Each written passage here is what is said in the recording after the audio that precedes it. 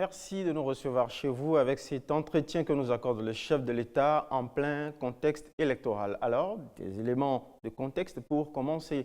Avril 2016, élection présidentielle, euphorie, espérance, fierté, soulagement. Avril 2019, élection législative, défiance, tension, angoisse. Atmosphère antinomique à 3 ans d'intervalle du magistère de Patrice Talon à la tête du Bénin démocratique. Quelles leçons tire-t-il des résultats de ces réformes politiques à effet électoral anxiogène? Quelle espérance de démocratie peut-il offrir pour la suite de la marche du Bénin dans l'histoire à ce peuple inventeur de la conférence nationale, partout envié, expérimenté sur la planète Père des pays en mal de démocratie? Eh bien, réponse avec Patrice Talon lui-même qui nous reçoit ici au Palais. Monsieur le Président de la République, épigone de la rupture, merci de nous recevoir pour cet exercice, disons, d'explication, mais en même temps, pourquoi pas de reddition, de compte. Vous êtes très attendu, vous le savez, le moment est grave, le moment politique est grave.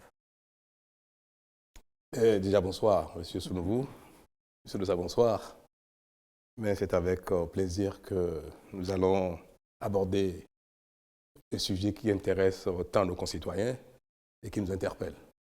Alors, j'ai l'honneur d'animer cet entretien avec vous, avec André Dossa de Canal 3. André, c'est vous qui commencez. Merci, Osias. Merci, Monsieur le Président de la République. Monsieur le Président de la République, pourquoi cette réforme apparemment trop contraignante et qui finalement plonge le pays dans une crise politique inédite? Je vais d'abord faire un petit commentaire sur votre introduction, Monsieur Sounouvou.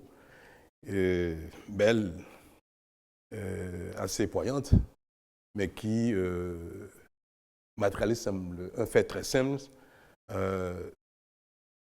Ainsi va la vie dynamique. Une vie dynamique faite d'espérance, de fierté, de stress, parfois de déception, de questionnement. Mais à la fin, le bilan peut être à la hauteur de l'espérance.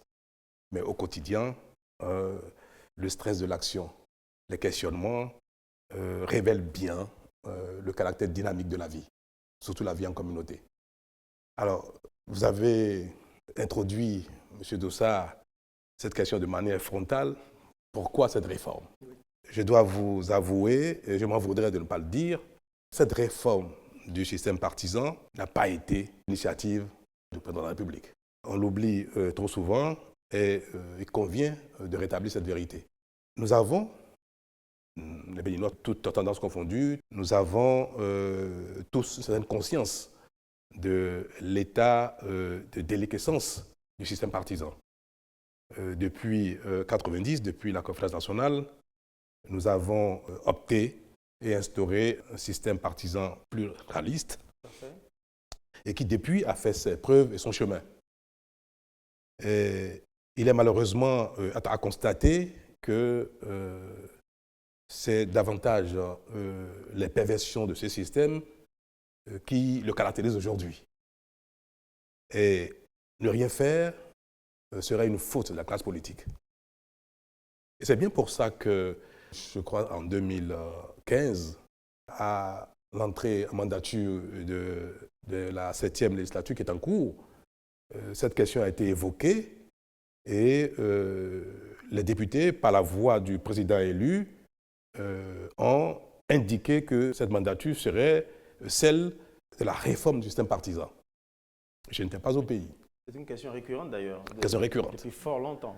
Et en 2018, il y a eu, je crois, 2 séminaires parlementaires auxquels ont été associés bon nombre de partis politiques, de leaders politiques, même nos présents au Parlement. Et de consensus général, il a été admis qu'une réforme s'avère nécessaire. Je dois dire que depuis 3 ans que je suis dans la fonction, dans la charge, je mesure encore davantage combien il est nécessaire de réformer le système partisan, qui, selon la Constitution, est le système par lequel la cité doit gouverner. Nous sommes dans un système démocratique, les partis politiques animent la vie politique et exercent le pouvoir aussi bien parlementaire qu'exécutif, en principe. Mais ce n'est pas le cas. Nous sommes dans un système présidentiel. Et le pouvoir essentiel est celui-là, le pouvoir présidentiel, Centraliser l'exécutif. le pouvoir présidentiel. Donc théoriquement, ceux qui ont en charge d'exercer le pouvoir dans la vie politique devraient pouvoir exercer ce pouvoir-là, celui-là. Mais depuis 1990, on peut observer qu'aucun parti politique n'a été en mesure de conquérir le pouvoir présidentiel, exécutif. La preuve, vous qui êtes là, au pouvoir. Que ce soit le président Soglo, qui a été Premier ministre à l'issue de la conférence nationale, qui est devenu président de la République, le président Kérékou II, le président Eboni, puis moi-même, aucun n'a été porté par un parti politique. Et qu'est-ce qui se passe quand les présidents sont en fonction? Autour d'eux s'agglutinent des partis politiques, des leaders politiques, des mouvements politiques, pour l'accompagner dans l'exercice du pouvoir. Et à son départ, tout s'effondre. Or, ce n'est pas ce modèle qui est celui que nous avons choisi. De sorte qu'il n'y a pas de parti politique suffisamment fort, suffisamment influent, qui ait l'envergure nationale qu'il faut pour conquérir et exercer le pouvoir politique de manière homogène. Je le constate bien aussi dans ma fonction actuelle. Je vois combien il est difficile de former un gouvernement avec des groupes politiques homogènes. Et il y a quelque chose que peut-être le peuple ne sait pas, mais qui désormais caractérise notre système partisan, c'est que la classe politique, les forces politiques présentes au Parlement sont permanemment dans une relation incestueuse, perverse avec l'exécutif. Ce sont des négociations de couloir, c'est du marchandage, et chacun négocie son soutien au président de la République en échange de quelque chose. Donc vous voulez parler et non en échange d'un idéal. De la difficulté à composer, à former un gouvernement avec des groupes politiques hétérogènes qui s'agglutinent, pas homogènes, mais hétérogènes. La difficulté, ce n'est pas véritablement dans le choix des hommes qu'il faut, mais c'est dans la possibilité d'avoir une équipe homogène. Cela est impossible. Et même dans le cabinet ministériel, vous donnez un portefeuille ministériel ou deux portefeuilles ministériels à un groupe politique, qui va être le ministre, c'est un problème. Même s'ils parviennent à trouver celui qui va être ministre, le groupe politique hétéroclite va lui imposer un directeur de cabinet d'un tel bord, un directeur adjoint de cabinet d'un autre bord, un secrétaire général d'un autre bord, de sorte que ni le gouvernement, ni les équipes ministérielles ne sont homogènes et sont capables de travailler en synergie.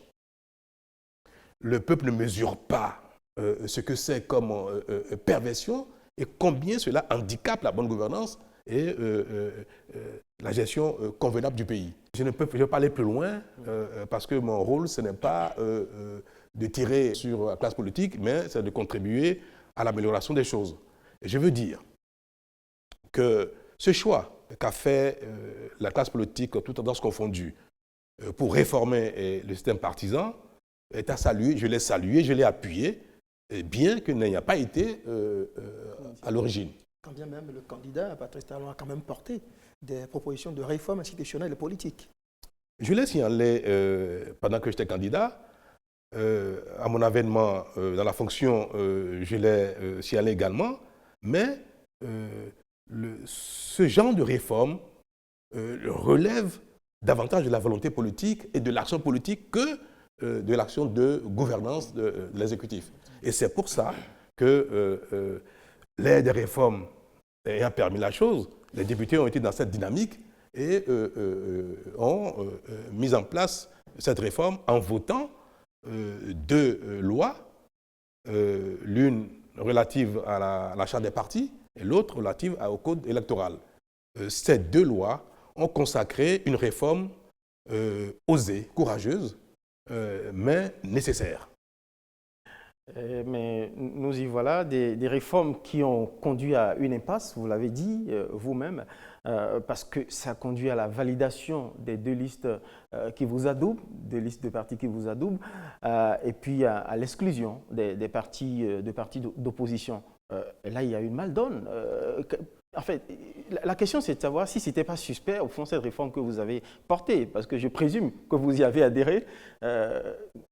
Où est-ce qu'il y avait le mal? C'est quoi l'intention? Vous aviez envie de vous débarrasser en fait, de la vieille classe politique, comme on vous soupçonne de le faire? Moi, je n'ai jamais dit, M. Sounouvou, que l'issue de ce processus nous a conduits dans l'impasse. Je n'ai jamais dit ça, je n'ai jamais utilisé ce mot.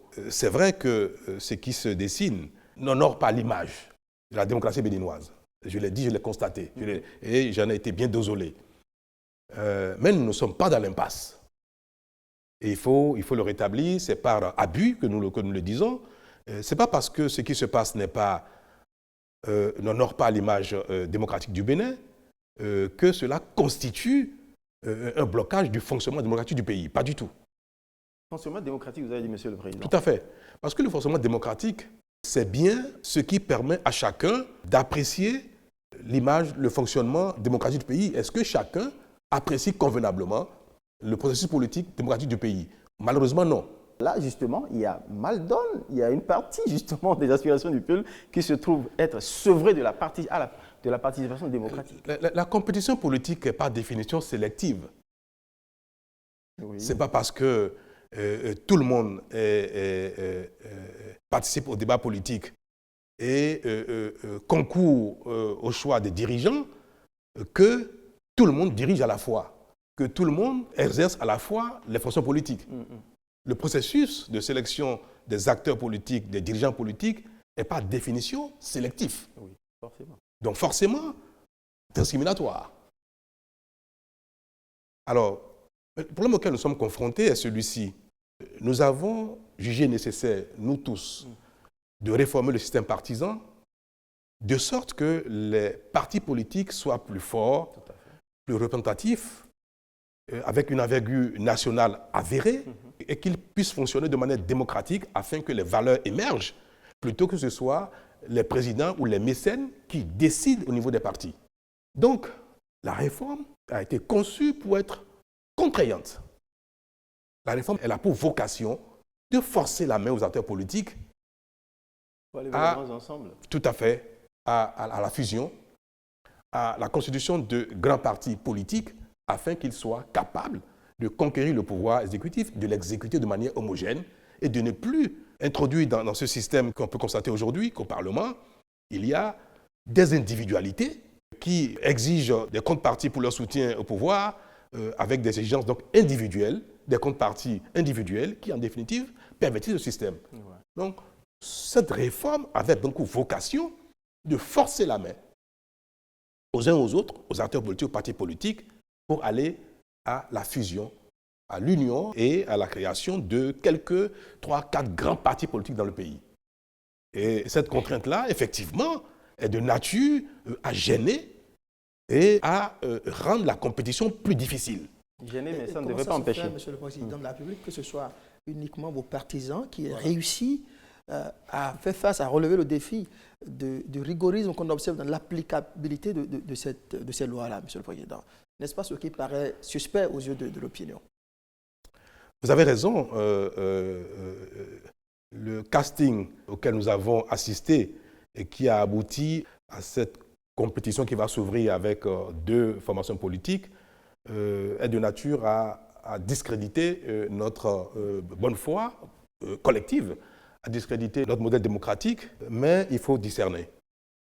Est-ce que les 2 structures qui ont été en charge de qualifier les candidats, de qualifier les partis politiques, je veux parler du ministère de l'Intérieur, qui avait pour rôle de donner aux partis politiques, formations politiques, l'accréditation nécessaire de partis politiques, puis la Sénat, qui a pour rôle de qualifier les partis politiques quant à leur capacité à compétir par rapport au code électoral.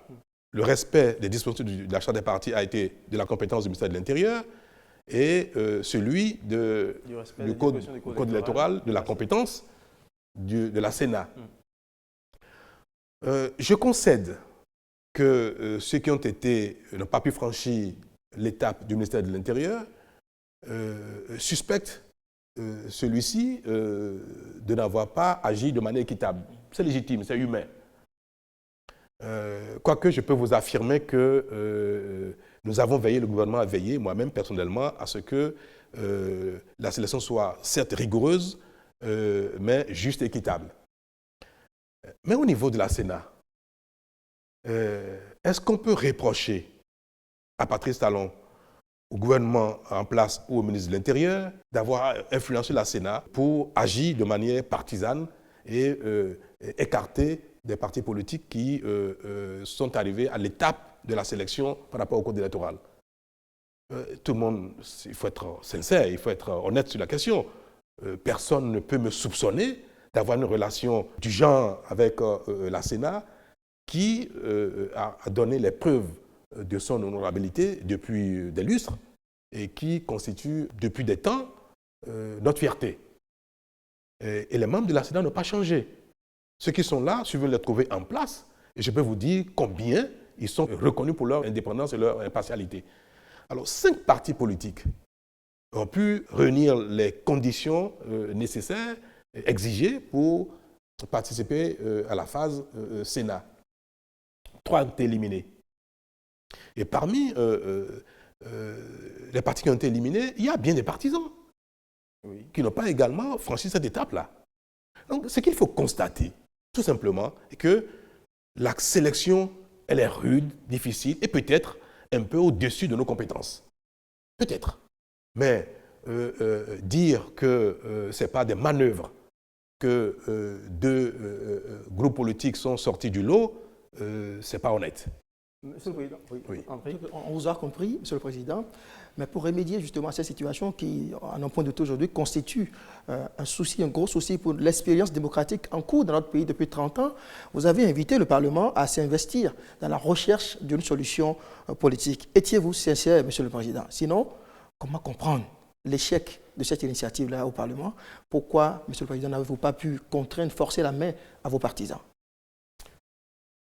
Qui n'a pas envie de plaire à l'opinion publique? Qui n'a pas envie de séduire ses concitoyens? Qui n'a pas envie d'avoir une bonne image? Je l'ai dit et je veux bien le répéter, l'issue de ces 2 phases de qualification n'est pas quelque chose qui me donne à être fier ou satisfait parce que je sais bien combien cela est suspectable. Combien cela entache mon image personnelle et l'image du pays tout entier. Mais je n'ai pas, à mon niveau, comme un souverain absolu, à remettre en cause ce qui est réglementé, structuré par la Constitution et les lois. C'est pour cela que j'ai invité les partis politiques présents au Parlement, le bureau de l'Assemblée nationale, le président de notre Assemblée nationale, je les ai invités à trouver les solutions, les voies consensuelles permettant de corriger cette mauvaise image. Une chose de réussir une réforme, une autre également de pouvoir maintenir la bonne image démocratique du Bénin. Donc je suis soucieux de cela.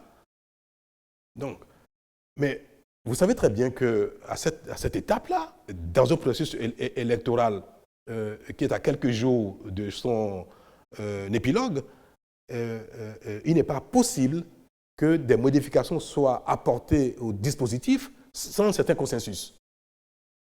Et c'est à cela que j'ai appelé les uns et les autres, sous la direction du président de l'Assemblée, afin que la solution qui serait trouvée soit une solution consensuelle et qui, même si cela devrait écorcher un peu la dynamique de la réforme, elle puisse, sans remettre en cause le principe global de la réforme, en même temps gommer cette impression d'une démocratie qui s'essouffle. Et c'est pour cela que j'ai prié le président de l'Assemblée, les uns et les autres, d'aller à cette négociation et de proposer une solution à laquelle j'étais d'ores et déjà acquis, quel que soit ce que ça serait, pourvu qu'il y ait un consensus. Et j'ai utilisé toute ma force de persuasion pour convaincre ceux qui se réclament être mes partisans, pour les convaincre à cela. Et j'ai noté avec satisfaction, et vous l'avez peut-être sur vous-même, que les premiers jours ont pu consacrer un certain consensus. Un comité a été mis en place par la majorité parlementaire et la minorité parlementaire, ce qu'on appelle l'opposition, et ils ont abouti à quelque chose de consensuel qui, sans remettre en cause le principe même de la réforme, devait permettre à ceux qui ont été recalés d'être rachetés, qu'ils puissent se mettre à jour et rentrer dans la compétition aux conditions fixées, du moins les conditions les plus essentielles qui ont été fixées et qui consacrent la réforme. Nous étions prêts à applaudir et à rentrer dans cet état de satisfaction quand la minorité parlementaire, qu'on appelle opposition, a remis en cause ce consensus et a exigé que la nouvelle loi portant code électoral et celle portant charte des partis soient purement et simplement mis de côté et que la réforme en cours soit différée. Et je pense que ça a été une erreur fondamentale et la situation actuelle dans laquelle nous sommes, ils en sont quelque peu responsables. À un moment, vous vous êtes dit, advienne que pourra. On ne peut pas vous soupçonner, vous, Monsieur le Président de la République, de n'avoir pas donné assez de gages de volontarisme, de voir évoluer la situation vers une solution consensuelle. Mais quand vous l'avez exprimé et que face à ce blocage, ces atermoiements de la classe politique, y compris les vôtres au Parlement, on avait tellement espéré vous voir à nouveau vous hisser dans ce rôle de chef de l'État, père de la nation, pour les rassembler et ensemble trouver des solutions pratiques. Vous avez dû constater depuis que le défaut de consensus n'est pas lié aux détails des documents à pièces à fournir. Non. Les choses ont beaucoup évolué. Ils ont monté les enchères. Les choses ont beaucoup évolué, voilà. Et les partis de la minorité parlementaire, notamment ceux qui se réclament de l'opposition, ont trouvé l'occasion de remettre complètement en cause ce qui était un acquis pour tout le monde, le besoin de réformer le système partisan. Mais je les comprends. Et c'est en cela qu'il faut il faut savoir discerner. Je les comprends. Vous avez entendu sûrement parler de l'article 242, je crois, du Code électoral. Oui. On ne l'a pas dit souvent et l'opinion ne sait peut-être pas. Une chose est qu'on trouve les moyens aux uns aux autres de participer à la compétition, ce sur quoi tout le monde était ouvert, trouver les voies et moyens pour que, même si les conditions de sélection sont assouplies, que les gens puissent donc participer à la compétition politique. Il faut bien faire attention à ce que je veux dire, hein, parce qu'il y a deux étapes. Il y a les conditions de qualification pour participer à la compétition politique et il y a les conditions de participation à la compétition politique pour enlever des sièges pour aller au Parlement. Donc, il faut d'abord qualifier, aller à la compétition, et durant la compétition, il faut être capable d'enlever des sièges. Voilà. Participer à la Donc, distribution des sièges. nous étions, tout le monde était d'accord, favorable à ce qu'on assouplisse, on ferme les yeux à la limite sur certaines dispositions pour permettre au plus grand nombre de participer à la compétition électorale. Mais ceux qui ne veulent pas que la réforme tienne, qui veulent remettre en cause la réforme, ce n'est pas qu'ils veulent participer seulement à la compétition pour la forme. Ils veulent participer, mais ils souhaitent pouvoir enlever des sièges, souhaitent être représentés au Parlement. Donc, leur problème, c'est les conditions de compétition, les conditions qu'il faut satisfaire pour enlever des sièges sont des conditions trop contraignantes, voire trop sélectives pour eux. Le verrou des 10% de voilà. suffrage national. Donc, c'est à raison que, ne voulant pas faire les sacrifices nécessaires exigés par le code électoral, ils disent, nous voulons bien aller, mais on ne veut pas aller pour rien. Nous voulons aller à cette élection et pouvoir enlever des sièges à leurs conditions. Mais la réforme, elle dit quoi exactement? Elle dit, désormais au Bénin, les partis politiques ne doivent plus être des partis politiques de quartier, de communes, de circonscriptions électorales, de régions. Nous devons avoir désormais des partis politiques d'envergure nationale.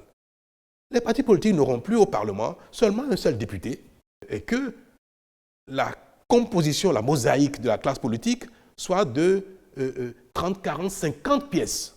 Parce qu'aujourd'hui au Parlement, ce que beaucoup de gens ne savent pas, c'est qu'il y a plus de 30 partis politiques qui sont représentés au Parlement. Sinon même une quarantaine. Tout ce que vous avez au Parlement, en dehors de un ou deux partis politiques, comme le PRD. Tout le reste, ce ne sont pas des partis politiques, ce sont des coalitions de partis, ce sont des alliances de partis politiques. Et les partis politiques ont chacun un député, deux députés maximum. Et nous avons quelque chose qui n'est pas du tout homogène et qui empêche un exercice parlementaire, exécutif du pouvoir de manière cohérente. Donc, la classe politique a trouvé qu'il est temps qu'au Parlement, il y ait des partis politiques représentatifs, qu'il n'y ait plus des partis qui viennent chacun avec un député. Donc, des conditions ont été fixées désormais dans le code électoral, dont une dit, pour que désormais un parti politique qui va à la compétition électorale législative, pour que le parti puisse enlever un siège, même si dans sa région, dans sa commune, dans sa circonscription, ce parti est assez fort, il faut que le parti ait une envergure nationale. Il faut que le parti puisse recueillir au moins 10% des suffrages exprimés au plan national. C'est très contraignant. Et il n'y a pas beaucoup de partis politiques, dans l'état actuel des choses, capables de satisfaire cette exigence. Vous comprenez donc que quand les gens se disent dans l'opposition, mais qui ne veulent pas fusionner, qui ne veulent pas satisfaire cette nouvelle obligation de créer de grands ensembles, ils veulent demeurer président de partis politiques, ils veulent garder leur fonds de commerce pour le négocier avec l'exécutif. Ces fonds de commerce, desquels il faut se départir, auxquels il faut renoncer pour entrer dans des grands ensembles politiques homogènes, démocratiques et fonctionnels, évidemment, renoncer à cela est un sacrifice énorme que beaucoup n'étaient pas disposés à faire. Donc, qu'ils refusent que les conditions de la compétition restent en l'état, je comprends, pour eux c'est légitime. Donc, indirectement, on parle d'exclusion, mais dans les faits, ces partis politiques n'ont rien fait désormais que d'exiger la remise en cause de la réforme des partis politiques afin que les choses restent en l'état comme depuis toujours. Moi, je dois avouer que ce n'est pas admissible parce que nous avons l'obligation de corriger nos travers, nos perversions afin que le pays évolue. Donc, M. Dossa, le problème auquel nous sommes confrontés aujourd'hui, qui est la réalité des choses, et d'ailleurs j'ai lu une tribune hier qui a été écrite par d'éminentes personnalités du pays, mais qui ont leur opinion, j'ai lu que le problème qui est posé, c'est les deux lois, la charte des partis et le code. Le code électoral n'a pas été rédigé pour satisfaire de manière visible, explicite, quelqu'un. Ce sont des conditions qui sont posées auxquelles tout le monde doit satisfaire. C'est ça, en fait.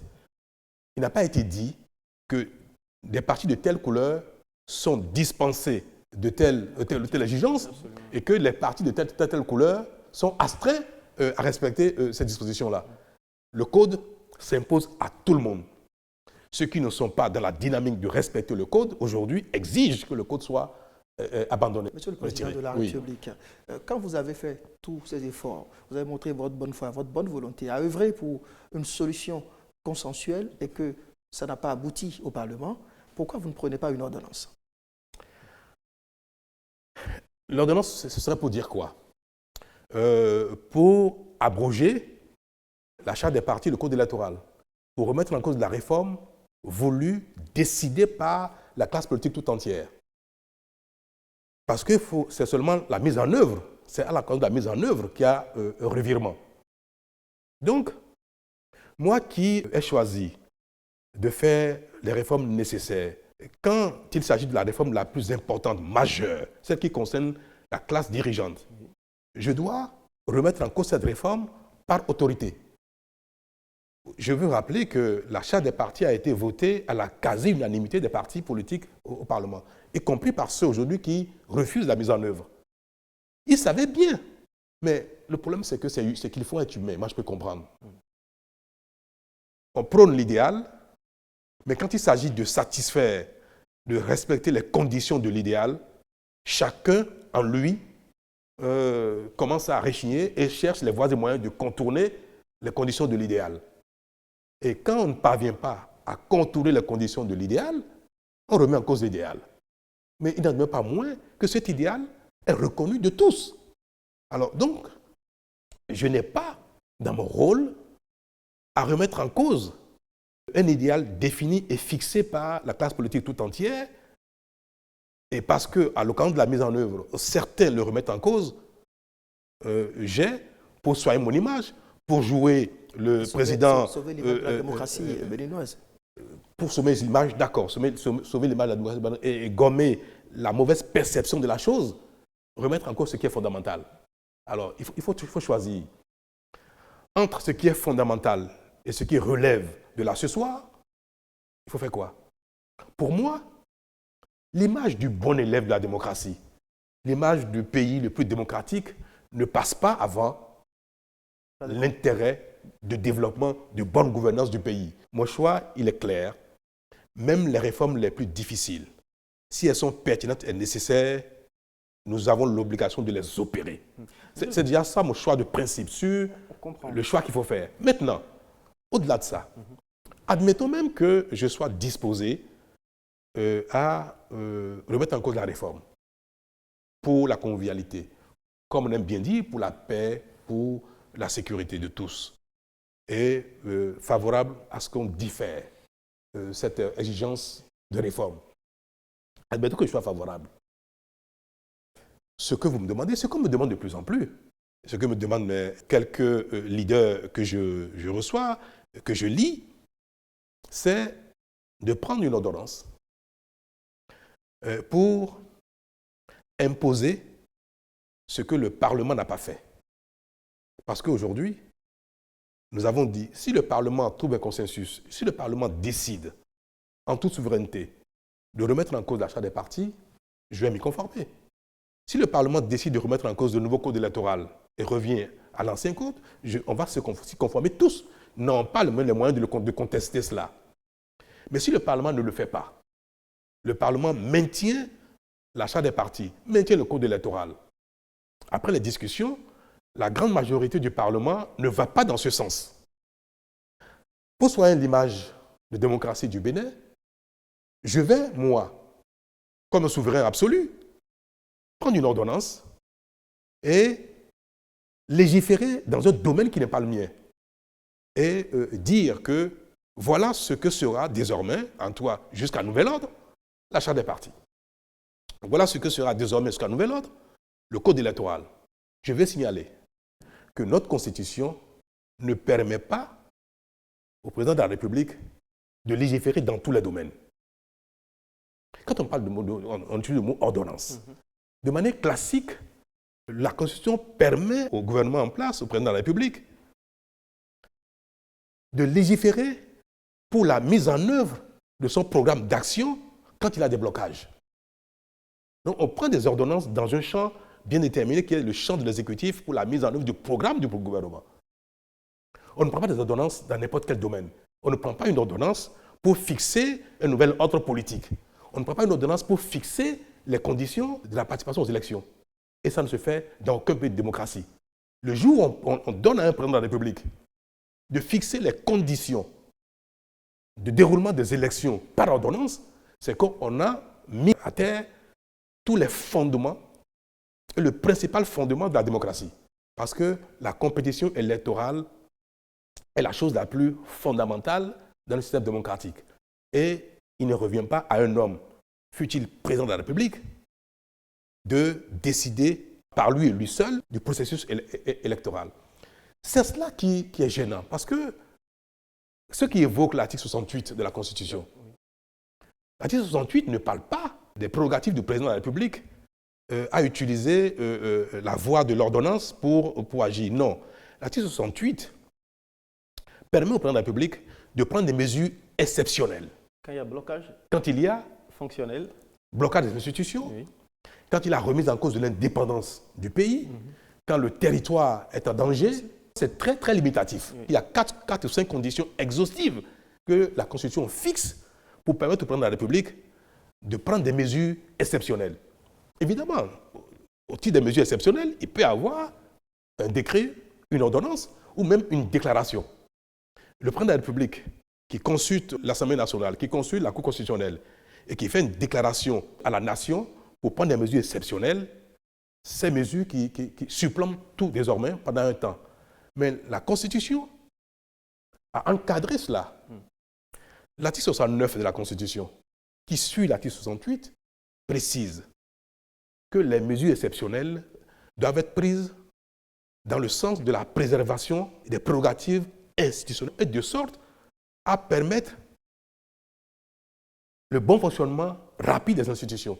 Si c'est parce que les institutions sont bloquées, c'est parce que le pays est en danger, que le président prend des mesures exceptionnelles, ces mesures doivent être de nature, c'est-à-dire doivent avoir comme objectif de permettre le rétablissement rapide, prompt du fonctionnement de l'État. Or, dans le cas actuel, les institutions ne sont pas bloquées. Le Parlement n'est pas bloqué. Le Parlement fonctionne. La commission des lois a fonctionné. Les débats ont eu lieu. Les votes ont lieu. Mais on me demande, puisque le Parlement n'a pas fait ce que je lui demande, parce que je souhaite que le Parlement vote une loi consensuelle pour modifier les textes en cours, le Parlement a débattu et n'a pas donné satisfaction à mon souhait. Et je prends une ordonnance, je prends des mesures exceptionnelles pour retirer au Parlement ses prérogatives, pour fixer de nouvelles conditions. Ce serait un coup d'État. Le mot est fort, monsieur le Ce Président. serait un coup d'État. Le mot est fort, monsieur le Président.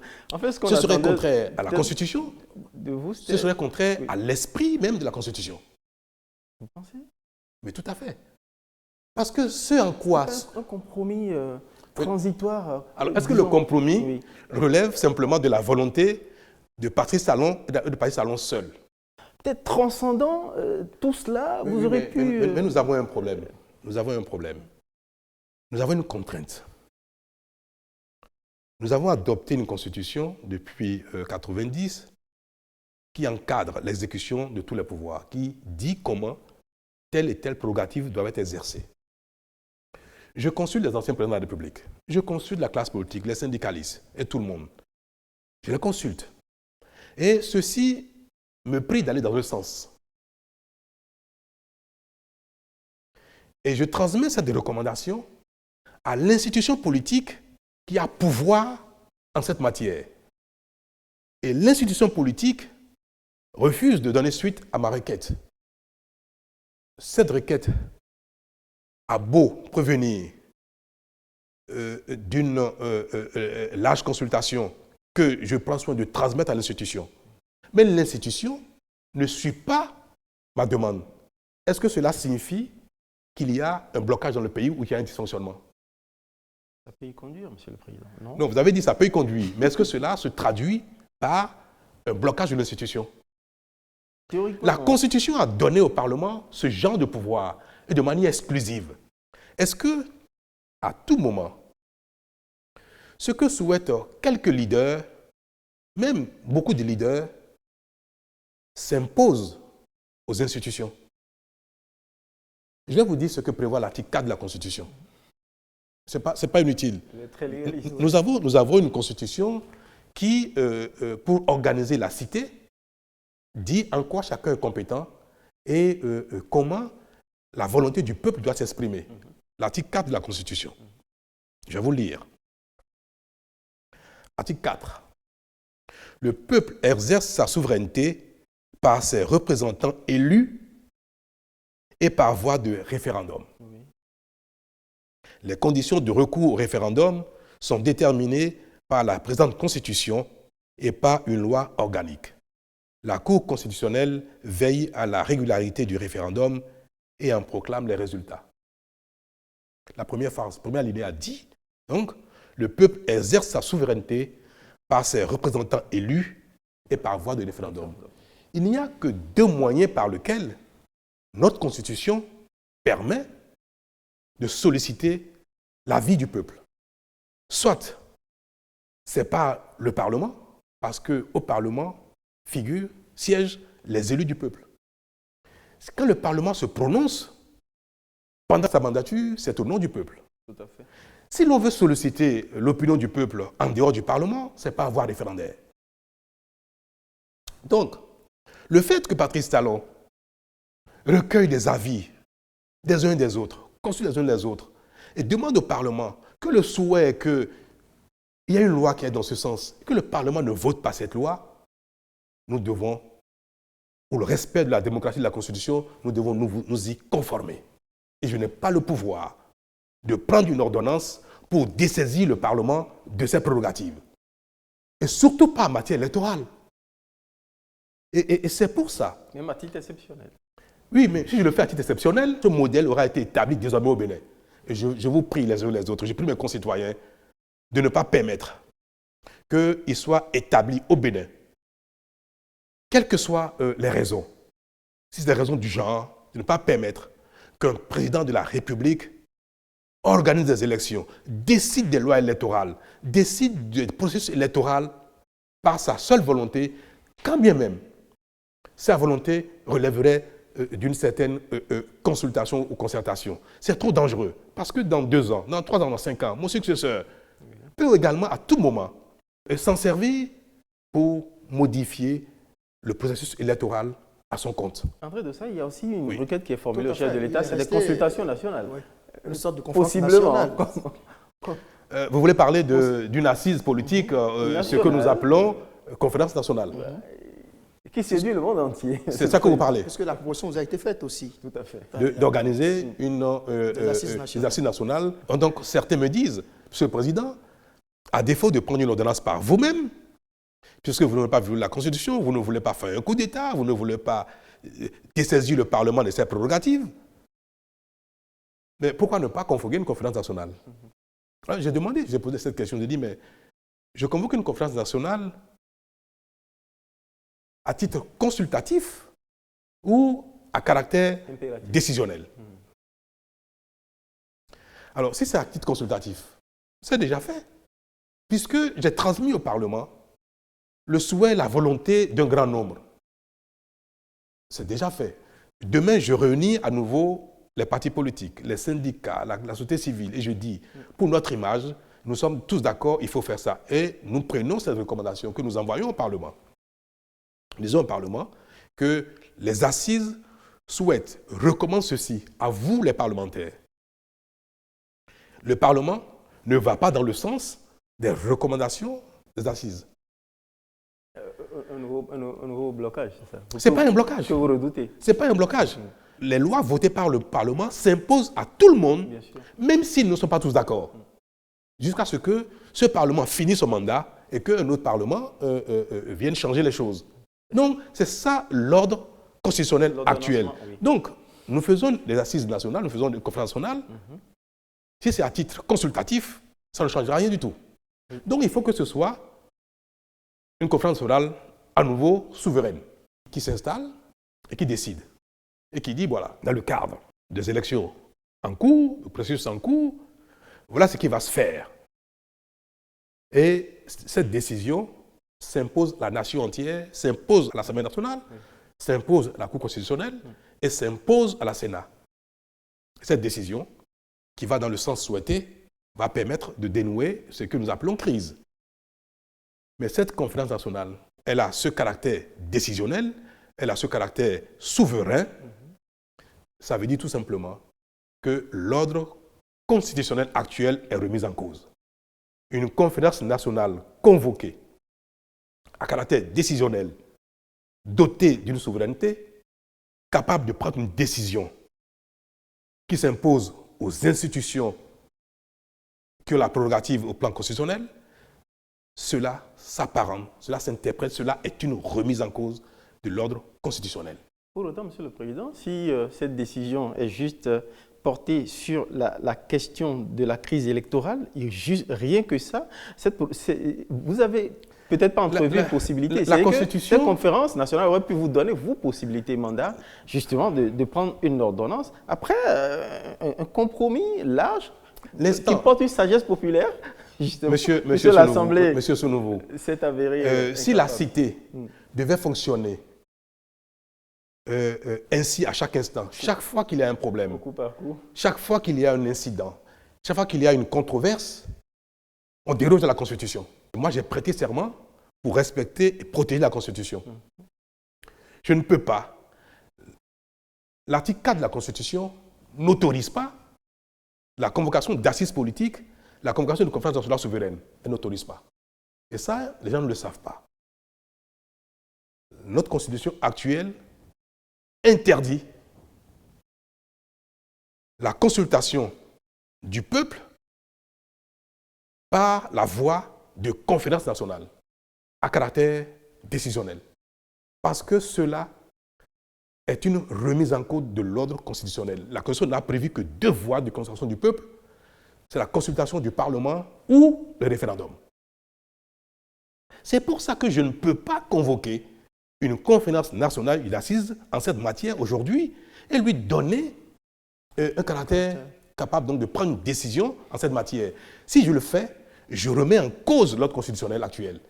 Et cela, quand j'ai rencontré il y a quelques jours les présidents des institutions de la République, laquelle réunion a été élargie au président de la Sénat et au médiateur, j'ai posé la question à ces personnalités de manière personnelle.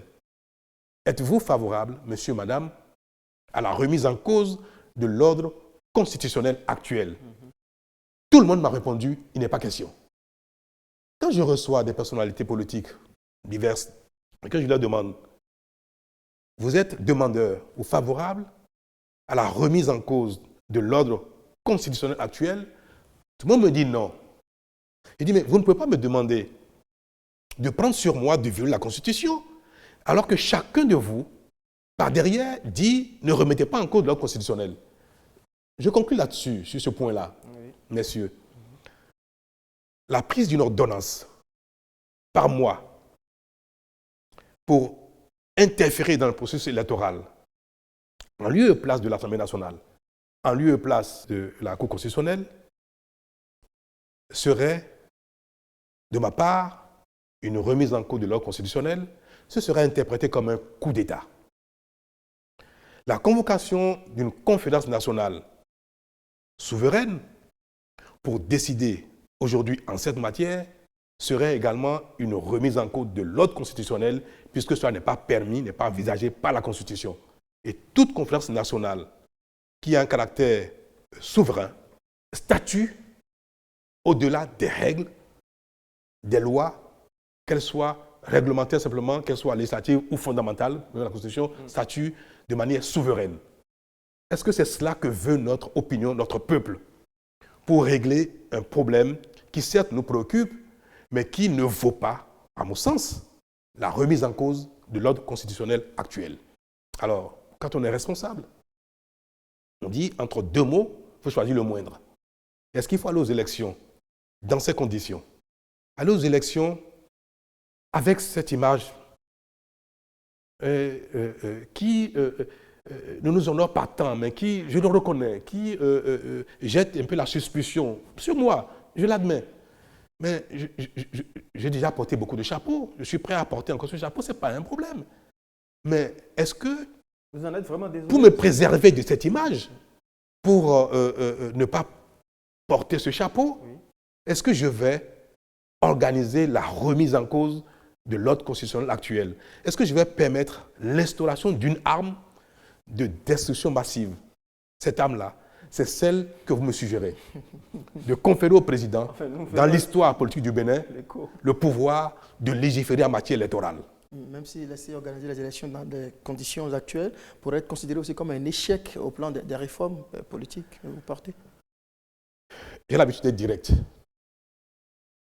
Je préfère porter le chapeau d'un échec du genre que je n'ai pas réussi dans la réforme politique actuelle.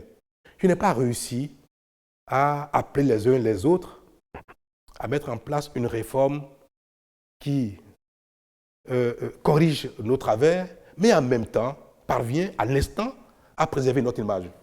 Si je n'ai pas réussi à le faire, mais je ne porte pas seule la responsabilité.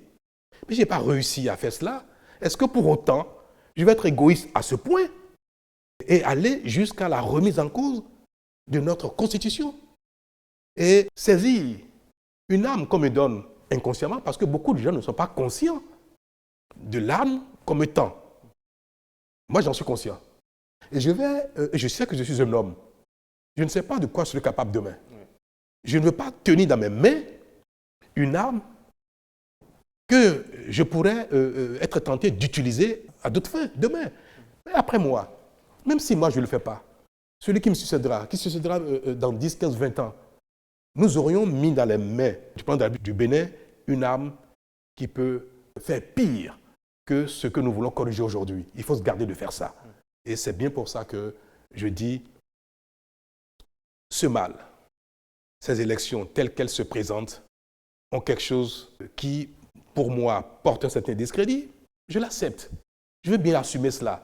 La vie, c'est ainsi faite. Quand on accepte d'être responsable, il faut des fois accepter de porter de certains chapeaux. Je veux bien le faire, mais je veux pouvoir en même temps préserver l'essentiel. C'est ça, mon serment. Monsieur le chef d'État, nous sommes en train d'épuiser comme ça la dernière seconde de cette émission, cet entretien spécial que vous avez bien voulu nous accorder sur cette question de l'heure. Je voudrais finir par cette phrase, la dernière phrase que vous avez laissé entendre, à savoir la prévenance que vous-même vous portez à une arme redoutable qu'on peut mettre dans vos mains pour régir la vie et l'ordre des choses. De ce point de vue, vous êtes conscient qu'actuellement, là, maintenant, avec deux partis acquis à votre cause, vous serez plus qu'un... Vous avez une hyperpuissance présidentialiste, une hyperpuissance présidentielle. Alors, de ce point de vue, quel gage pourriez-vous nous donner pour garantir justement la revitalisation de notre démocratie, Monsieur le Président? Monsieur Sonovo, que voulez-vous que je fasse d'un Parlement dans lequel tous les députés sont mes partisans? À quoi ça me servirait de plus qu'un Parlement dans lequel j'ai une majorité? Le Parlement actuel qui est en place, je dispose d'une majorité suffisante pour conduire l'action gouvernementale. Qui n'a pas pu vous permettre de tout avoir non plus. Mon objectif, ce n'est pas tout avoir.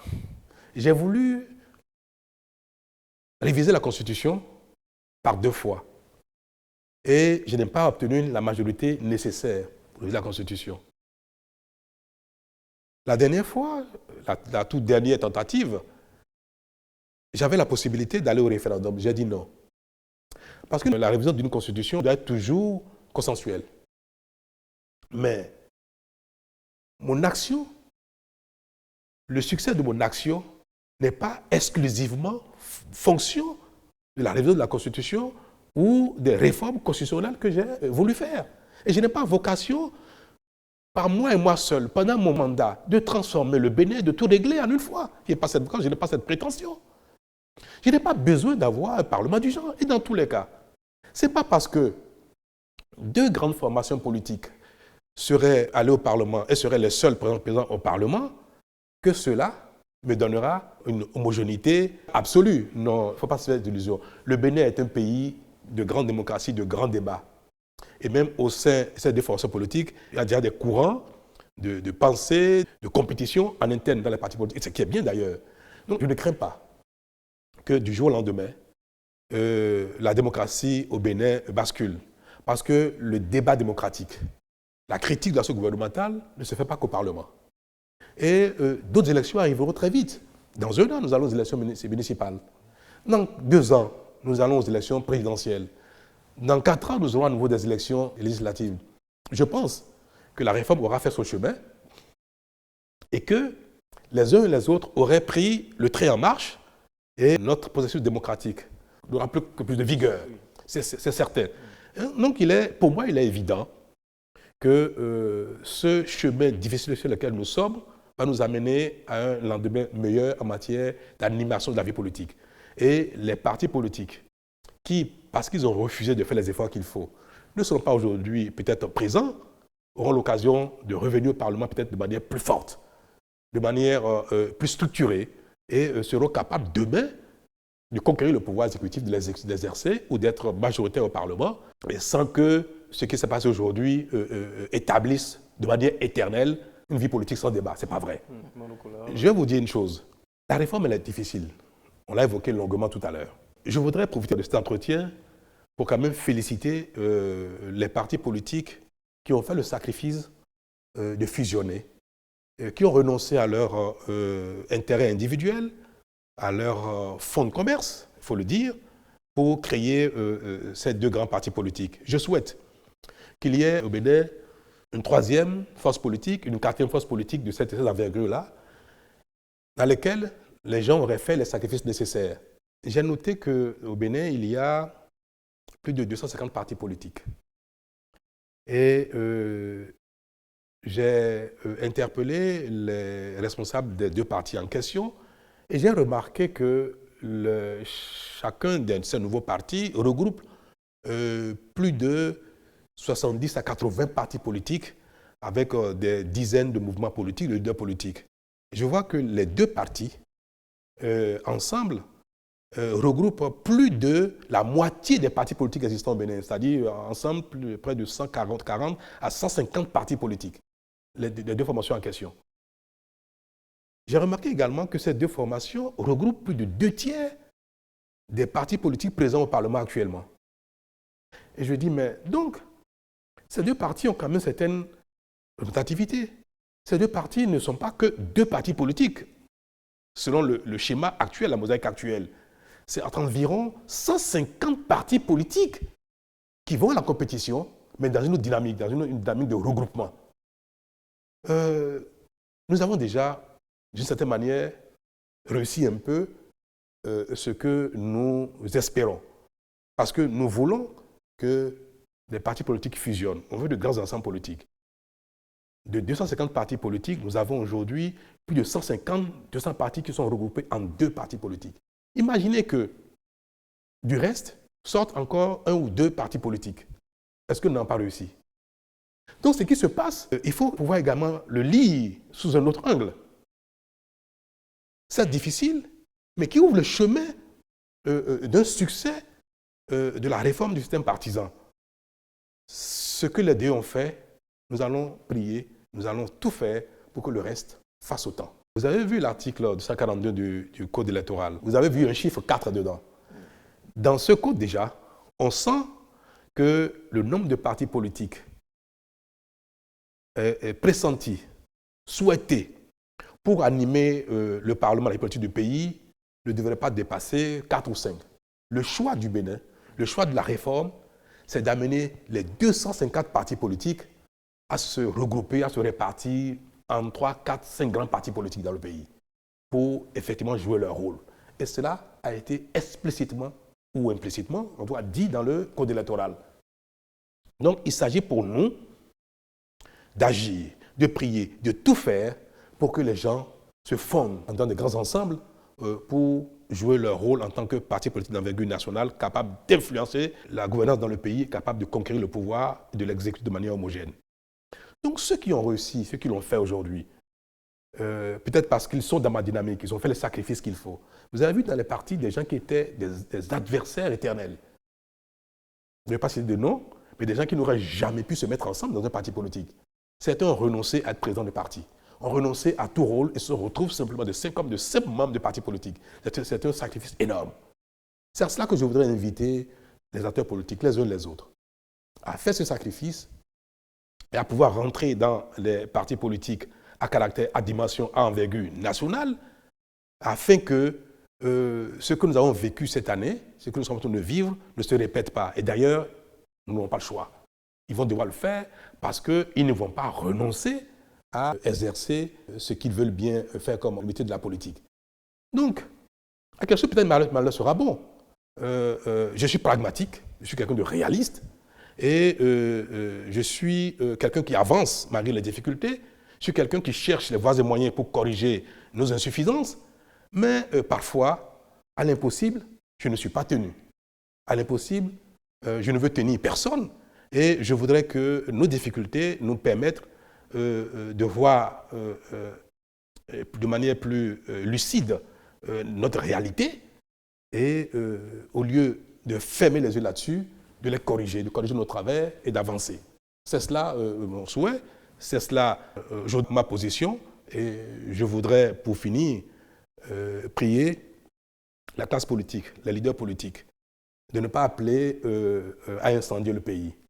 Si ce pays leur tient tant à cœur, qu'ils ont vocation à le diriger aujourd'hui ou demain.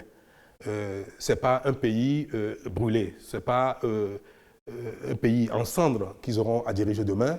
Ne pas participer à une élection, la vie ne s'arrête pas là. La vie ne finit pas à un échec. Cela souvent vous permet d'être plus aguerri et d'avoir peut-être des succès inespérés plus grands demain. Donc, appeler à brûler le pays parce qu'on ne va pas à une élection, ce n'est pas responsable, ce n'est pas bien. Il faut souhaiter que, même si les élections doivent avoir lieu dans ces conditions, que cela nous permette d'aller de l'avant, que cela nous permette de mieux construire notre pays et que ce qui ne va pas maintenant, qu'on puisse le corriger dans les jours à venir afin qu'on ne retrouve plus ce genre de choses. Mais il ne faut pas brûler le pays. Et je ne le permettrai pas d'ailleurs. Merci beaucoup, André. Nous sommes à la fin de cette émission. On peut retenir pour l'essentiel que même si Patrice Talon dit qu'à l'impossible nul n'est tenu, il est désolé. Il se sent désolé de cette crise préélectorale à l'issue de cette réforme un peu difficile pour réformer le système partisan. Mais Patrice Talon, même s'il dit qu'à l'impossible nul n'est tenu, il se sent engagé, me semble-t-il, pour la préservation de la démocratie béninoise. Vous êtes un homme de parole. Je suis engagé et motivé. Vous êtes un homme de parole. On peut vous croire là-dessus. Mais est-ce que le bon fonctionnement des institutions du pays, le respect des prérogatives consacrées à chaque institution par la Constitution, n'est pas une bonne façon de préserver, de protéger notre démocratie? Je vais rassurer les uns et les autres par mon attitude. Et vous avez bien vu, quand j'ai souhaité une révision de la Constitution et que n'en pas obtenu, je me suis incliné. Je suis un homme d'action, mais je veux que l'action s'opère dans le champ tracé et encadré par la Constitution. Il ne faut pas que la volonté d'agir nous fasse sortir du cadrage constitutionnel. C'est bien pour ça que je voudrais dire à mes concitoyens que je resterai autant un homme d'action, mais autant un défenseur de la démocratie, des libertés, de la rigueur et du respect de l'ordre constitutionnel pour lequel j'ai prêté serment. Je voudrais vous rassurer ainsi, messieurs Dossa et messieurs Sounouvou, d'une chose, notre démocratie, même si elle est parfois peut-être mise à l'épreuve par la compréhension que nous avons de ce qui se passe dans la cité, notre démocratie, elle est dynamique, elle est vivante, elle est solide, elle se renforce et elle va servir notre développement. Notre démocratie permettra au Bénin, aujourd'hui, ce n'est pas encore le cas, mais ça viendra très vite, nous permettra d'avoir une gouvernance efficace pour sortir du sous-développement de la pauvreté.